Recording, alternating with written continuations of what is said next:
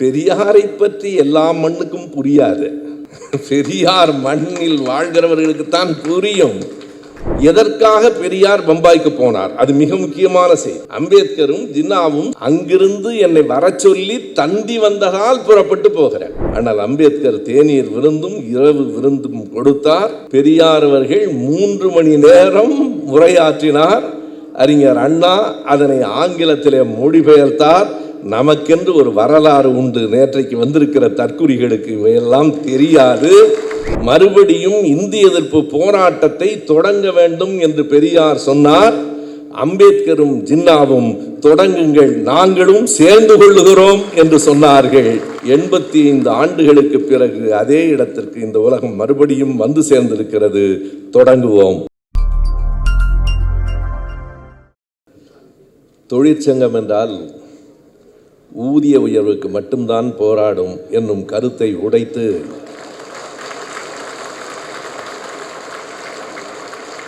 சுயமரியாதை இயக்க வரலாற்றை கொண்டாடுகிற உங்கள் சங்கத்தை முதலில் வணங்குகிறேன். இங்கே வெளியிடப்பட்டிருப்பவை வெறும் நூல்கள் இல்லை. திராவிட இயக்கத்தின் வேர்கள், திராவிட இயக்கத்தின் தூண்கள், நீதி கட்சி வரலாறு, சுயமரியாதை இயக்க வரலாறு, ஓர் அறிஞரின் வாழ்நாள் உழைப்பு, அடுத்த தலைமுறைக்கு அவர் தந்திருக்கிற கொடை. நூலாசிரியர் ஐயா அவர்களுக்கு என் வணக்கம். காலத்தின் அருமை கருதி எல்லோருடைய பெயரையும் சொல்லிக் கொண்டிருக்க நேரமில்லை, மன்னிக்க வேண்டும். இந்த நூலை வெளியிட்டு சிறப்பித்திருக்கிற நம்முடைய ஆசிரியர் உள்ளிட்ட மேடையிலும் அரங்கிலும் இருக்கிற அனைவருக்கும் என் அன்பு வணக்கம். இந்த 2 தொகுதிகளும் இன்றைக்கு வெளியிடப்படுவதாக சொன்னாலும் முதல் தொகுதி வெளிவந்து நாளாயிற்று. முதல் தொகுதியை நான் படித்து முடித்த பிறகு அதை எனக்கு சொல்லாமல் இருக்க முடியவில்லை என்பதால் அன்பகத்தில் முதல் தொகுதியை பற்றி மட்டும் 1.25 மணி நேரம் அந்த நூல் வெளியிடப்படுவதற்கு முன்பே பேசிவிட்டேன். அது கொஞ்சம் அதிக பிரசங்கித்தனம்தான். ஆனாலும் அண்ணன் திருநாவுக்கரசு அவர்களிடத்தில் அனுமதி பெற்று ஒரு தொகுதியை பற்றி 1 மணி நேரத்திற்கு மேலாக பேசினேன் என்று நான் சொல்லுவது, இப்போது 2வது தொகுதியை பற்றி இன்னும் 1 மணி நேரம் பேசுவேன் என்கிற அச்சுறுத்தல் இல்லை. அதற்கு உரிய இடம் இது இல்லை என்பதை நான் அறிவேன். எனக்கு பின்னால் 3 பெரியவர்களும் பேச இருக்கிற காரணத்தால் ஒரு 10 நிமிடங்களில் மிகச் சுருக்கமாக 2 செய்திகளை முன்வைக்கிறேன். ஒன்று, ஒரு புத்தகத்தில் எவ்வளவு பெரிய செய்திகள் அடங்கி இருக்கின்றன என்பது. இன்னொன்று, இவ்வளவு பெரிய வரலாற்று ஆய்வில் எப்படி சின்ன சின்ன செய்திகளும் நம்மை சிந்திக்க வைக்கின்றன என்பது. 2ஐயும் சேர்த்து சொல்ல வேண்டும். ஏறத்தாழ 600 பக்கங்கள் இருக்கிற இந்த புத்தகத்தில் 7 பக்கங்களை மட்டும் எடுத்துக்கொண்டு பேசுகிறேன். எனக்கு அருள்மொழி பேச வருகிற போதே கொஞ்சம் பயம். நான் குறித்து வைத்திருக்கிறதையெல்லாம் பேசிவிட்டு போய்விடுவாரோ என்று. அவ்வளவு பெரிய ஆபத்து நடக்கவில்லை என்றாலும் ஓரிரு விபத்து நடந்து விட்டது. உண்மையாக அவர் இந்திராணியை பற்றி சொல்லி என்னுடைய அக்காவின் பெயர் என்றார். மஞ்சுடாபாய் பற்றி அவர் பேசினார். மஞ்சுடாபாயை மணந்து கொண்டது ஐயா வைசு சண்முகம் அவர்கள் என்று சொன்னார். அவர் என் அண்ணியினுடைய தாத்தா. ஆக மொத்தம் ஒரு குடும்ப கட்சி தான் இது. எதிரிகள் சொல்வதில் பிழையே இல்லை. தலைமுறையாக நாங்கள் குடும்ப கட்சி தானப்பா. குடும்பமும் கொள்கையும் ஒன்றாயிருப்பதால் இது குடும்ப கட்சி, வேறொன்றும் அல்ல. நல்லது. 7 பக்கங்கள் என்று சொன்னேன். அது 2வது தொகுதியில் இருக்கிற 95வது பக்கத்திலிருந்து 102வது பக்கம். எதற்காக அந்த 7 பக்கங்களை எடுத்துக்கொண்டேன் என்றால், நாம் அறிந்திருக்கிறோம் என்று நினைக்கிற செய்திக்குள் கூட அறியாதவை எவ்வளவு இருக்கிறது என்று உணர வைத்த 7 பக்கங்கள். அவை வேறொன்றுமல்ல, ஐயா பெரியார் அவர்கள் குழுவினரோடு பம்பாய்க்கு போய் வந்த அந்த செய்தி. அவ்வளவுதான்.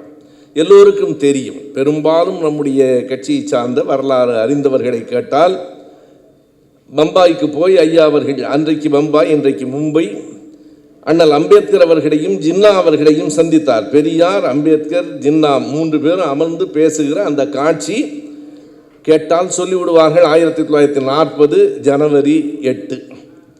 ஆனால் அந்த பயணம் எப்போது தொடங்கிற்று? ஜனவரி மாதம் 4ஆம் தேதி ஈரோட்டிலிருந்து ஐயா புறப்படுவதிலிருந்து தொடங்குகிறார். ஒவ்வொரு நிகழ்வையும் எந்த மணியிலிருந்து எத்தனை மணி வரைக்கும், பெரியாரும் அம்பேத்கரும் இத்தனை மணியிலிருந்து இத்தனை மணி வரையில் பேசிக் கொண்டிருந்தார்கள். எது வியப்பு என்றால், இன்றைக்கு நாம் எல்லாவற்றையும் பதிவு செய்து விடலாம். சிவிஎம்பி எழிலரசன் தோழர் எப்போது பேசத் தொடங்கி எப்போது முடித்தார் என்று கண்டுபிடிக்க வேண்டியதில்லை. அதோ பதிவு செய்து கொண்டிருக்கிற அத்தனை கருவிகளும் நமக்கு சொல்லும். ஆனால் 85 ஆண்டுகளுக்கு முன்னால் ஒவ்வொன்றையும் அவர் சொல்லுகிறார். அன்றைக்கு 5 நாள்கள் பம்பாயிலே ஐயா அவர்கள் இருக்கிறார். ஐயா அவர்களோடு பேரறிஞர் அண்ணா அவர்கள், TAV Nathan, Sunday Observer Balasubramaniam, KM Balasubramaniam. KM Balasubramaniam தான் திருவாசகமணி என்று அழைக்கப்பட்டவர் என்று கருதுகிறேன். இவர்கள்தான் அந்த பயணக்குழு. என்ன செய்தி என்றால், ஐயா பெரியார் அவர்கள் புறப்படுகிற போது அவரை வழி அனுப்பியவர்கள் யார் யார் என்றால், தொடர்பே இல்லாமல் இருக்கிறது, ராஜாசர் முத்தையா செட்டியார். புதுக்கோட்டை சமஸ்தானத்தினுடைய திவானாக இருந்த கலிஃபுல்லா 1941 47 வரைக்கும் புதுக்கோட்டையிலே திவானாக இருந்த கலிஃபுல்லா இவர்கள் எல்லோரும் வழி அனுப்புகிறார்கள். பம்பாயிலே போய் இறங்கினால் வரவேற்க பெருங்கூட்டம் காத்திருக்கிறது ஐயா பெரியார் அவர்களை. எல்லோரும் பெரியார் பேட்ஜ் அணிந்திருக்கிறார்கள். பெரியார் பேட்ஜ் அணிந்து அவரை அழைத்து செல்லுகிற வழியெல்லாம் தமிழ் முழக்கங்கள் கேட்கின்றன. பம்பாயில் குறித்து கொள்ளுங்கள், பம்பாயில் தமிழ் முழக்கங்கள் கேட்கின்றன. ஐயாவை அழைத்து செல்லுகிறார்கள். பெரிய செய்தி என்ன என்றால், நான் நேரம் கருதி மிகச் சுருக்கமாக சொல்லுகிறேன். ஐயா பெரியார், அண்ணல் அம்பேத்கர், ஜின்னா 3 பேரும் எது குறித்து பேசினார்கள் என்றால் மிகச் சரியாக எல்லோரும் தவறான விடை சொல்லுவார்கள். நீங்கள் பாகிஸ்தான் கேளுங்கள், அம்பேத்கர் தலிஸ்தான் கேட்கட்டும், நான் திராவிடஸ்தான் கேட்கிறேன் என்று 3 பேரும் பேசினார்கள் என்று பொதுவாக சொல்லப்படுகிறது. அண்ணன் திருநாவுக்கரசு அவர்கள் ஆதாரத்தோடு எடுத்து சொல்லியிருக்கிறார். அப்படிப்பட்ட பேச்சு எதுவும் அங்கு நடக்கவில்லை. ஏனென்றால் பாகிஸ்தான் கோரிக்கையை ஜின்னா வைத்ததே 1940 ஜனவரி 23. இவர்கள் சந்தித்தது ஜனவரி 8. அந்த கோரிக்கை வருவதற்கு 15 நாட்களுக்கு முன்பே இவர்கள் சந்தித்து விட்டார்கள். அப்படி எதுவும் நடக்கவில்லை.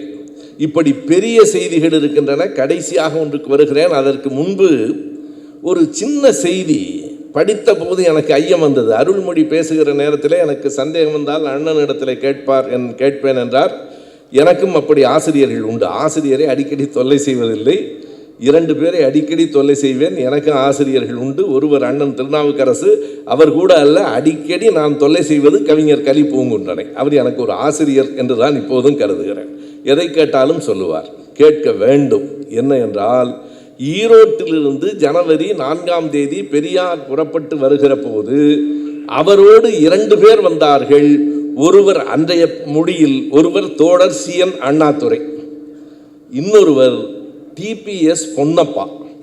TPS பொன்னப்பா யார் என்று இதுவரையில் நான் கேள்விப்பட்டதில்லை. இப்போ ஐயாவை கேட்டு தெரிஞ்சுக்குவேன்னு வைங்க. யாரோட அப்பா? இல்லை, CN TPS பொன்னப்பா என்று.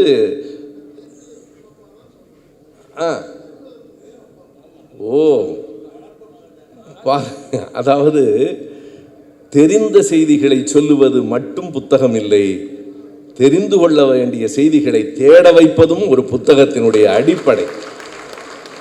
எனக்கு இன்று இந்த மேடையில் கிடைத்திருக்கிற புதிய செய்தி, பரிமளம் அவர்கள் வளர்ப்பு மகன் என்பது எனக்கு தெரியும். அவருடைய அப்பா தான். ஏன்னா பெரியாரோடு 2 பேர் வருகிறார்கள். ஒருவர் அண்ணா, இன்னொருவர் பொன்னப்பா என்றால் இன்னொருவர் முக்கியமானவராகத்தானே இருக்க வேண்டும். சாதாரண ஆள் அப்படி அண்ணாவோடு இணையாக வந்திருக்க முடியாது. அந்த பெயர் குறிக்கப்பட்டிருக்கிறது. இப்படி மிக சின்ன சின்ன செய்திகளும் இடம்பெற்றிருக்கின்றன. கடைசியாக ஒன்றை சொல்லி நான் பேச்சை நிறைவு செய்து விடுகிறேன். சரி, அப்படியானால் பெரியார், அம்பேத்கர், ஜின்னா 3 பேரும் என்ன பேசினார்கள்? எதற்காக பெரியார் பம்பாய்க்கு போனார்? அது மிக முக்கியமான செய்தி. எதற்காக போனார் அதை அவர் குறித்திருக்கிறார். அங்கிருந்து என்னை வர சொல்லி தந்தி வந்ததால் புறப்பட்டு போகிறேன். அம்பேத்கரும் ஜின்னாவும் சந்திக்க இன்னைக்கு இருக்கிற சில பேர் அருள்மொழி கோபமா சொன்னார், பெரியாரை பற்றி எல்லா மண்ணுக்கும் புரியாது. பெரியார் மண்ணில் வாழ்கிறவர்களுக்குத்தான் புரியும். பெரியாரை அம்பேத்கரும் ஜின்னாவும் பார்க்க விளைந்தார்கள் என்பது ஐயாவுக்கல்ல, நமக்கான மரியாதை, இந்த தமிழ்நாட்டுக்கான மரியாதை. சென்றார். அண்ணல் அம்பேத்கர் தேநீர் விருந்தும் இரவு விருந்தும் கொடுத்தார். தாராவியிலே மிகப்பெரிய ஊர்வலம் நடைபெற்றது. பெரியார் அவர்கள் 3 மணி நேரம் உரையாற்றினார். அறிஞர் அண்ணா அதனை ஆங்கிலத்திலே மொழிபெயர்த்தார். நமக்கென்று ஒரு வரலாறு உண்டு. நேற்றைக்கு வந்திருக்கிற தற்குறிகளுக்கு இவையெல்லாம் தெரியாது. என்ன பேசினார்கள்? வேறொன்றுமில்லை, மறுபடியும் இந்திய எதிர்ப்பு போராட்ட இந்த காலகட்டத்திற்கு ஏற்ற செய்தி என்பதால் சொல்லுகிறேன், மறுபடியும் இந்திய எதிர்ப்பு போராட்டத்தை தொடங்க வேண்டும் என்று பெரியார் சொன்னார். அம்பேத்கரும் ஜின்னாவும் தொடங்குங்கள், நாங்களும் சேர்ந்து கொள்ளுகிறோம் என்று சொன்னார்கள். 85 ஆண்டுகளுக்கு பிறகு அதே இடத்திற்கு இந்த உலகம் மறுபடியும் வந்து சேர்ந்திருக்கிறது. தொடங்குவோம். நன்றி, வணக்கம்.